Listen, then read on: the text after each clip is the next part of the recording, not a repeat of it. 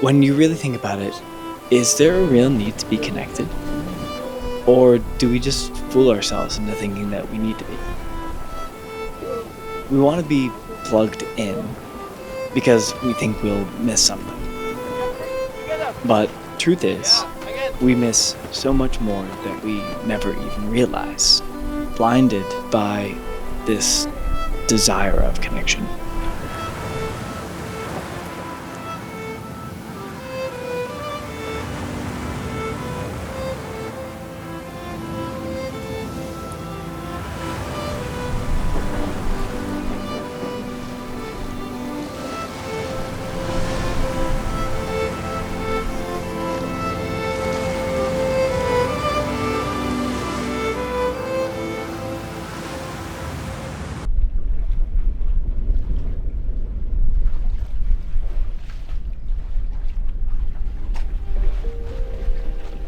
We are currently sailing north on a sailing ship called Linden, just off the coast of Svalbard.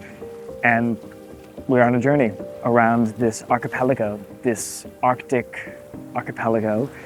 Over the next 10 days or so, we're going to be circumnavigating these islands and not sure what we'll encounter along the way. There's ice, there's animals, and I'm just really excited to see what comes up on this expedition. For me, this is the furthest north that I have ever gone on Earth.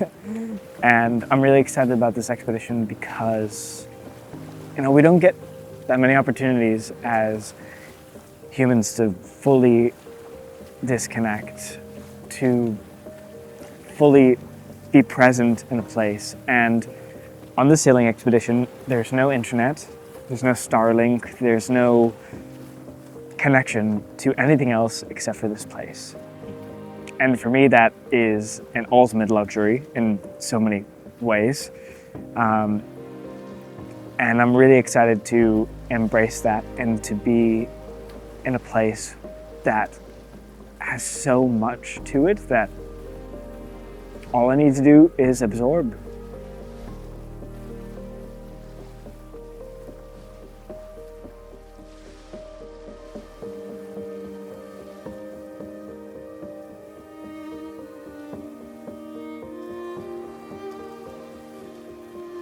My good friend, Joe Shutter, Nice and jingly. who runs these expeditions with the Great Expedition Company, kindly invited me to come along, and it's just something I'm so stoked to finally be able to do, finally be able to get to a place like Svalbard. Although we've only been gone about an hour or so, there's actually still this enormous pressure on myself, this habit, I would say, to look at my phone.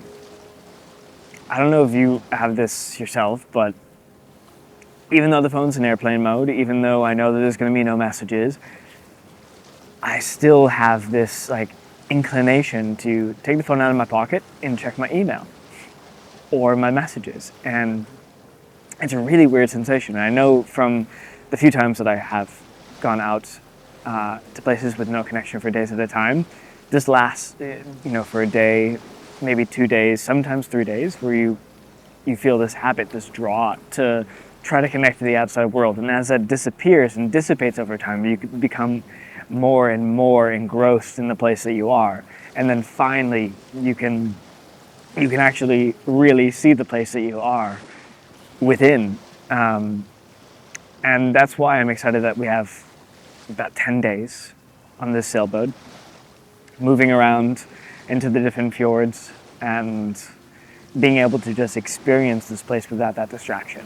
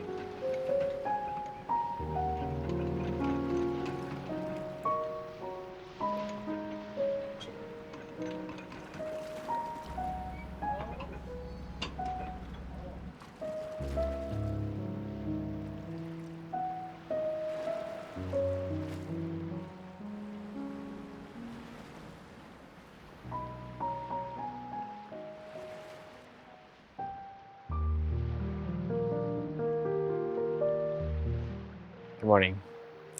It's about 6 o'clock in the morning, and what a brilliant morning it is to just wake up in this incredible bay where we anchored last night.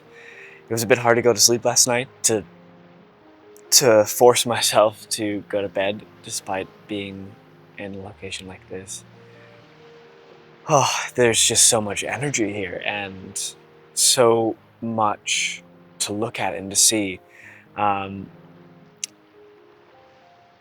Waking up this morning and coming out here, it's incredibly still and calm. There's barely a light wind, but when you sit for a moment and you look closer, actually everything is still so much incredibly in flux.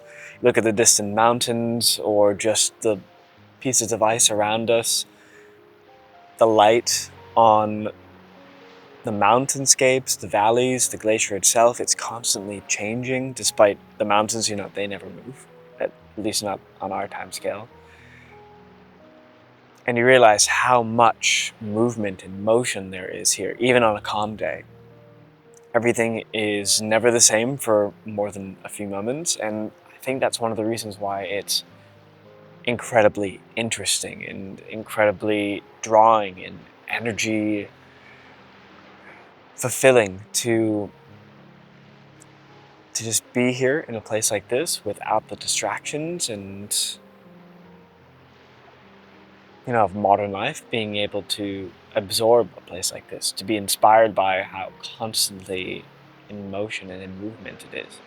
Got my coffee this morning, just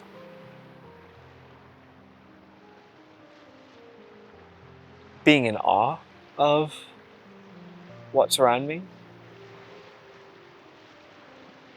And the longer you stare, you realize how many things there are to actually look at.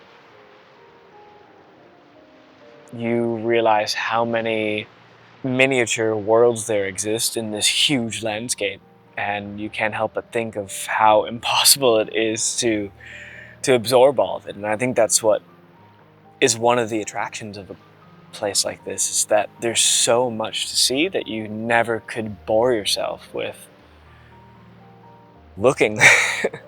You never could get bored here. If you really tell yourself that, if you say to yourself that it's impossible to get bored, it truly is, because there's so many things to witness with the constant changing of the light and the movement, despite it feeling so still. There's so much to see.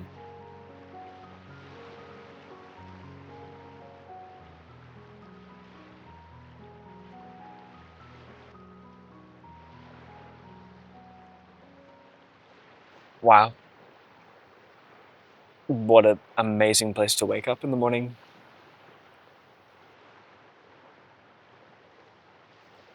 I have been doing a few photographs here on the 70 to 200.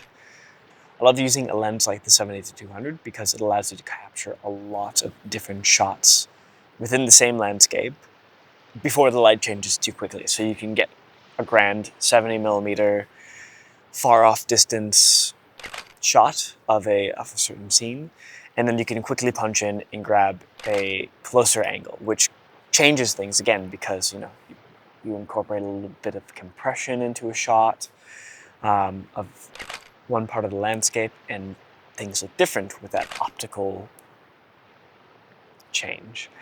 And I don't know if you noticed, if you look closely, what brand of camera this is, but this is a Canon camera.